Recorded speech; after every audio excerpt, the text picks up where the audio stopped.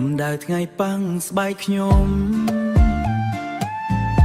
ដីហុយតាមដងផ្លូវខ្ញុំភ្លេចវាអង្ហើយ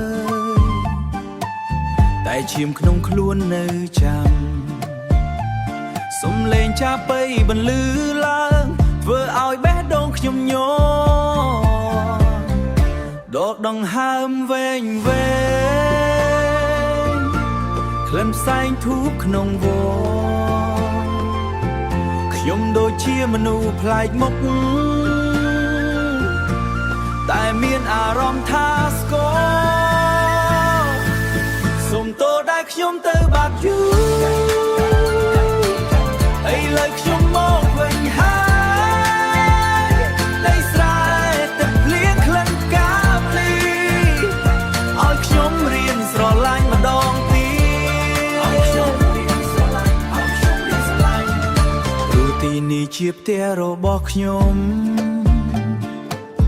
អង្គុយហូបបាយជុំគ្នា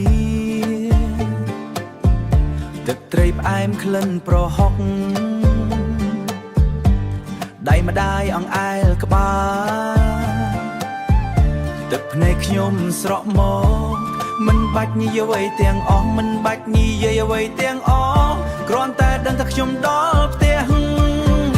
ដកដង្ហើមវែងវែងក្លិនផ្សែងធូបក្នុងវត្តខ្ញុំដូចជាមនុស្សប្លែកមុខតែមានអារម្មណ៍ថាស្គាល់សុំទោសដែលខ្ញុំទៅបាត់យូរឥឡូវខ្ញុំមកវិញហើយដីស្រែ